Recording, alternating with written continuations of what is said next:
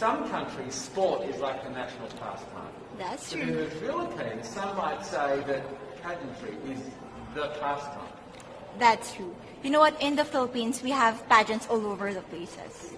Yes, we have pageants in the barangay, in school, national, local. That's why we really love Miss Universe. It's like it's giving pride and putting the Philippines back on the pedestal. That's why there's an added pressure as a candidate coming from a pageant-loving country.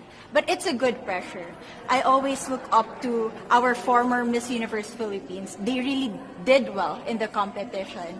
And now this is my time to show who I am, to offer what RABIYA can show to the rest of the universe. So I'm very happy, and at the same time, I'm excited to make all my kababayans proud, and hopefully I do. Why do you think it is that the Philippines love pageants? They have appreciation for beauty.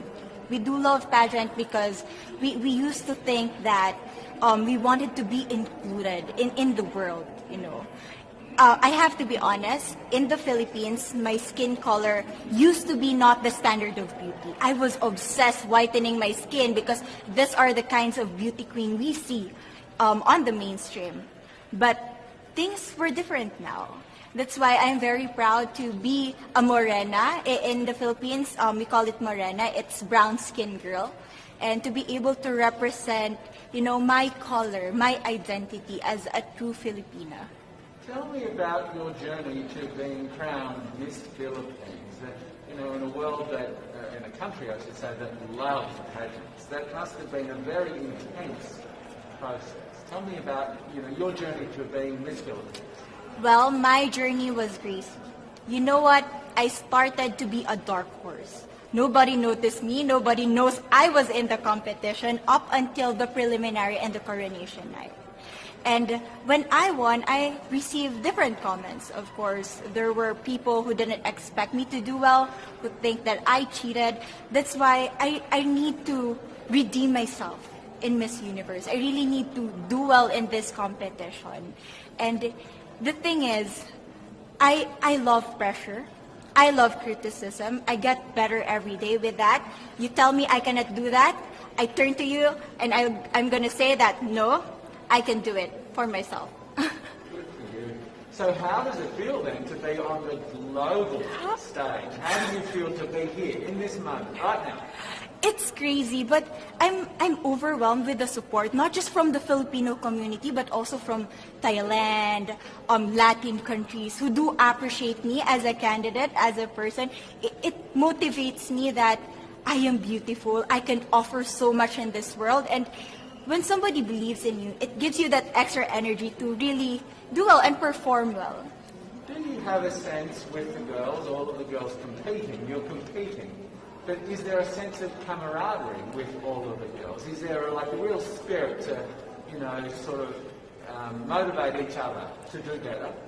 You know what? I have a different idea about Miss Universe. I thought it's going to be very competitive, in a healthy way, well, of course. But now I can see every girl helping each other, from fixing those hairs, from trying to zip up those outfits. It speaks of the closeness and the kind of camaraderie that we want to have. The goal of Miss Universe is not just to crown one girl, but also to build a genuine and long-lasting friendships among us. Would you say within the Miss Universe world, the contestants, is there a sisterhood? Are you sisters? There is sisterhood. I can say I was able to talk to different representatives from different backgrounds, different cultures. And despite our differences, there's so much to be highlighted in what binds us together. And that is because we want to empower women. We want to have our advocacies. We want to speak for the things that we love. And that's a celebration of women and the beauty that we have. So coming out of this week, obviously you would love to be crowned Miss Universe. Of course. And that would be wonderful, of course, for any of you. But what else will you take out of this week? What do you think you'll feel at the end of this week, regardless of the result? How will you be a different person? It's the growth and the development that I was able to have during preparing for this dream. I will be honest, there was a moment that I lost my identity. because I was put under pressure. I was in that position in which I feel like I'm not good enough.